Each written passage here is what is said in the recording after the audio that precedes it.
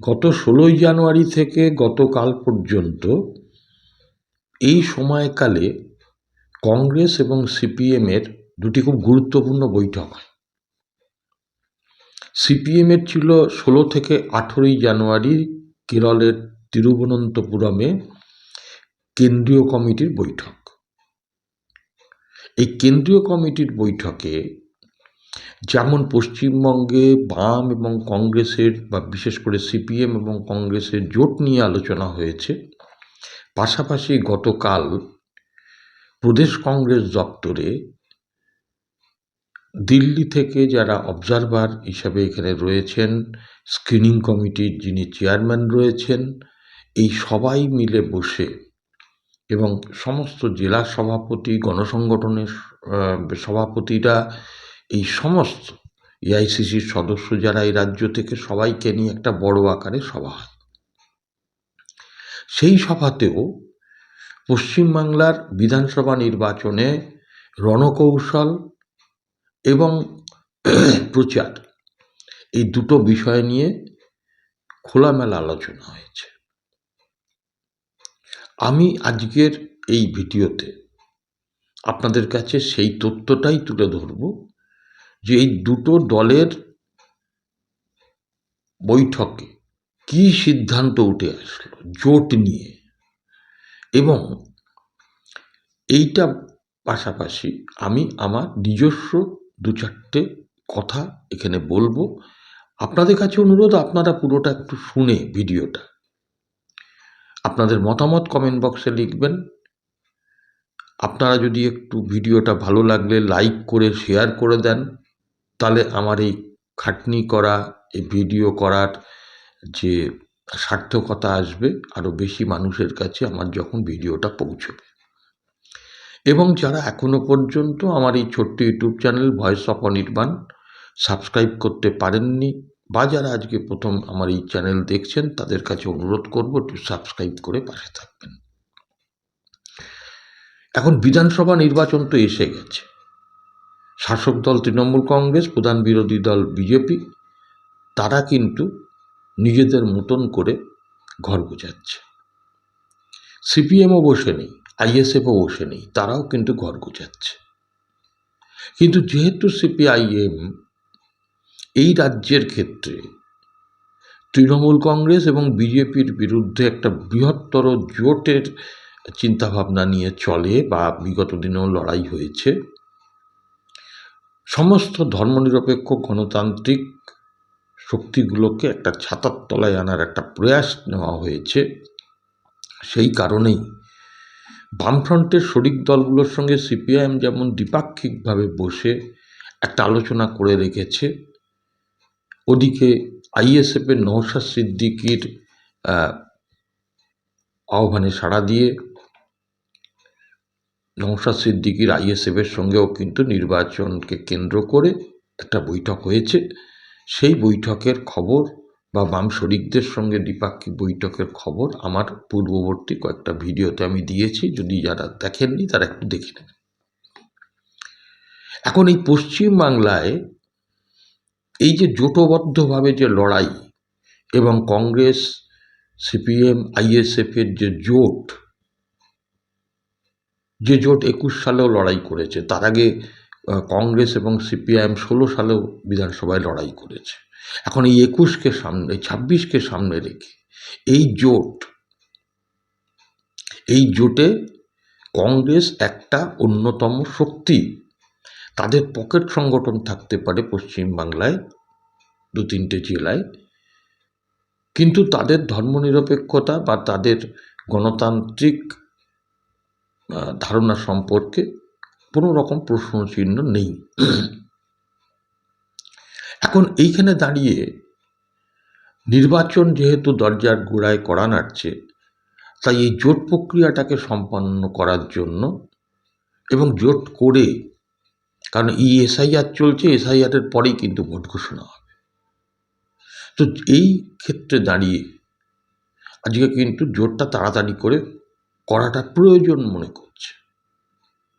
তো সেখানে সিপিআইএমের যে 3 দিনের কেন্দ্রীয় কমিটির বৈঠক হয়েছে তিরুবনন্তপুরমে, সেখানে এই জোট সম্পর্কে যেটুকু আলোচনা হয়েছে সেটা হচ্ছে যে পশ্চিমবঙ্গ ছাড়াও আরও 5টা প্রদেশের যারা নেতৃত্ব উপস্থিত ছিলেন কেন্দ্রীয় কমিটির বৈঠকে, তারা প্রত্যেকেই বলেছেন যে পশ্চিমবঙ্গে এই জোট করার ক্ষেত্রে কংগ্রেসকে নিয়েই জোট করাতে আগ্রহ আছে সিপিএমের, এবং কংগ্রেসকেও পাশাপাশি তাদের আগ্রহ প্রকাশ করতে হবে, তাদেরকে উদ্যোগ গ্রহণ করতে হবে, কারণ জোটটা একতরফা হয় না।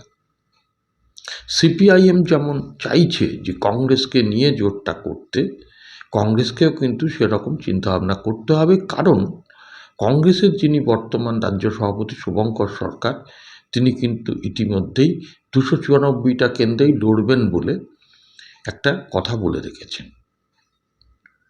সেই কারণেই সিপিআইএম কেন্দ্রীয় কমিটি পরিষ্কারভাবে বলে দিয়েছে যে দরজা আমাদের খোলা আছে, আপনি দরজা দিয়ে যদি ঢুকতে চান তাহলে আমরা কিন্তু হাত বাড়িয়ে আছি, আপনাকেও হাত বাড়িয়ে ঘরে ঢুকে বন্ধুত্বটা করতে হবে। অর্থাৎ জোটের ক্ষেত্রে আপনাকে দায়িত্ব নিতে হবে, আপনাকে উদ্যোগ নিতে হবে, আপনার আগ্রহ থাকা চাই। একতরফা জোট কিন্তু হয় না। এখন আইএসএফের নওশাদ সিদ্দিকীও কিন্তু কংগ্রেসের, তিনি যা বলেছেন যে কংগ্রেসের কিছু কিছু উচ্চ নেতৃত্বের সঙ্গে তিনিও কিন্তু সমান্তরালভাবে কথা চালাচ্ছেন। কিন্তু কংগ্রেসের যে গতকাল বিধান ভবনে অর্থাৎ কংগ্রেসের রাজ্য দপ্তরে যেটা বড় আকারে মিটিং হয়, সেই মিটিংয়ে যেমন এআইসিসির নেতৃত্ব ছিলেন এই রাজ্য থেকে নির্বাচিত, শুধু অধীর চৌধুরী থাকতে পারেননি। অধীর চৌধুরী হাওড়া একটি মিটিংয়ে ব্যস্ত ছিলেন। কংগ্রেসের অন্যান্য নেতৃত্বের মধ্যে যেমন ছিলেন ত্রিপুরার সুদীপ রায় বর্মন, বিরোধী দলনেতা, ছিলেন গোলাম আহমেদ মীর, যিনি এই রাজ্যের এআইসিসি থেকে পর্যবেক্ষক, যেমন ছিলেন বিকে হরিপ্রসাদ অর্থাৎ স্ক্রিনিং কমিটির চেয়ারম্যান, বিকে সিং বলে একজন ছিলেন, অম্বা প্রসাদ ছিলেন।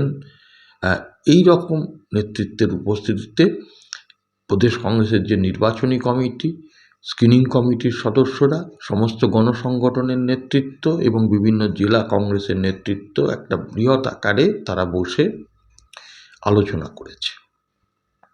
বিভিন্ন বিষয় সিদ্ধান্ত হয়েছে যে তারা 40% আসন তরুণদের দিয়ে লড়াবে, তারা ধর্মনিরপেক্ষ গণতান্ত্রিক শক্তিগুলোর ব্যাপারে উদার আছে, সব বলেছে। কিন্তু এই রাজ্যের এই নির্বাচনী জোট সম্পর্কে তারা কোনো সিদ্ধান্তে আসতে পারেনি।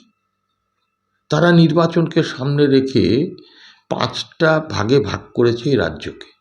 প্রেসিডেন্সি আপনার মিদনাপুর, বর্ধমান, জলপাইগুড়ি এবং মালদা, এই বিধানসভা যতগুলো আছে এই 5টা জোনে তারা ভাগ করেছে, এবং ভাগ করে সেখানে আলাদা আলাদা করে নেতৃত্বকে দায়িত্ব দেওয়া হয়েছে। তাদের বলা হয়েছে 30শে জানুয়ারির মধ্যে রিপোর্ট সাবমিট করতে হবে যে এই যে জেলাগুলো, এই জেলাগুলোতে কংগ্রেস কোথায় শক্তিশালী, কোথায় দুর্বল, কোথায় নির্বাচনে কতটা তারা কাজ করতে পারবে। এখন 30 তারিখে রিপোর্ট আসার পরে তারপরে পরবর্তী পদক্ষেপ গ্রহণ করা হবে বলছে।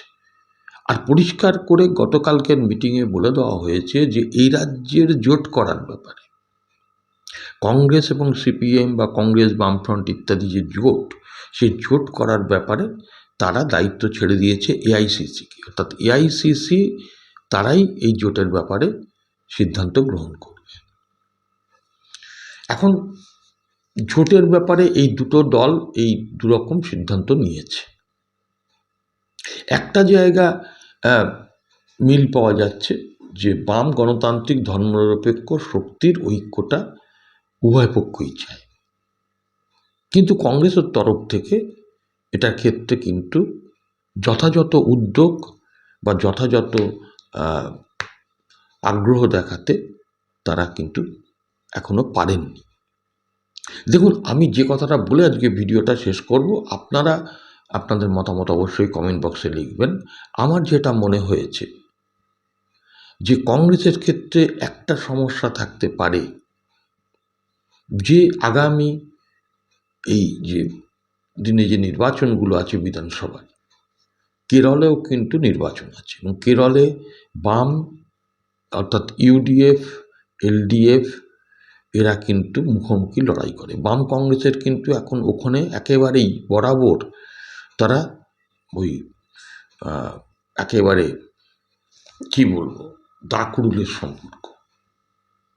তো সেখানে নির্বাচনে যখন মুখোমুখি লড়াই হবে, পাশাপাশি পশ্চিমবঙ্গে দাঁড়িয়ে তারা কিন্তু সিদ্ধান্ত নেওয়ার ক্ষেত্রে কেরলের এর কী প্রভাব পড়তে পারে সেটাও হয়তো ভাবছে, এটা আমার ব্যক্তিগতভাবে মনে হচ্ছে।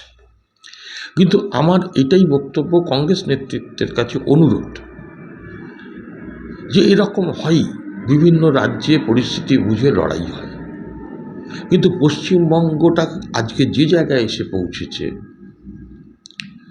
প্র্যাকটিক্যালি শিক্ষা, স্বাস্থ্য, প্রশাসন সব শেষ, রাজ্যটা ক্রমশ অন্ধকারের দিকে এগিয়ে যাচ্ছে এবং এখানে দাঁড়িয়ে কংগ্রেস, সিপিএম, আইএসএফের জোটটা অত্যন্ত প্রয়োজন। না হলে এই রাজ্যে বিজেপি এবং তৃণমূলের যে বাইনারি পলিটিক্স, এই পলিটিক্সটা কিন্তু রাজ্যটাকে ধ্বংসের দিকে এগিয়ে দিচ্ছে। আমি জানি না শেষ পর্যন্ত কংগ্রেস নেতৃত্ব কি সিদ্ধান্ত নেবেন, কারণ কংগ্রেসের সঙ্গে জোটটার ব্যাপারে ফাইনাল হলে হওয়ার উপরে কিন্তু অনেক কিছু সিদ্ধান্ত করছে, কারণ আসন, সেই আসনগুলো নিয়েও কিন্তু এবারে পৃথক পৃথক করে আলোচনা হবে। খুব দেরি হয়ে গেছে, কবে জোট হবে, কবে ঘোষণা হবে, কারণ এই এসআইআরটা হলেই কিন্তু নির্বাচন ঘোষণা হয়ে যাবে, এটা কিন্তু নিশ্চিত। যদি এসআইআরটা সঠিক সময় শেষ হতে পারে, সে ব্যাপারে আমার যথেষ্ট ব্যক্তিগতভাবে সন্দেহ আছে যে এসআইআরটা ঠিক মতন শেষ হবে কি না, এবং পশ্চিমবঙ্গের নির্বাচনটা নির্দিষ্ট সময়ের মধ্যে আদৌ হবে কি না। যাক, সেটা নিয়ে আমি পরে একটা ভিডিও করব। তো আজকে আমার যেটা এক্ষেত্রে বক্তব্য আমি আপনাদের কাছে বললাম, আপনাদের মতামত আপনারা জানাবেন। আজকে এই অবধি, আবার দেখা হবে পরবর্তী এপিসোডে। নমস্কার, সবাই ভালো থাকবেন।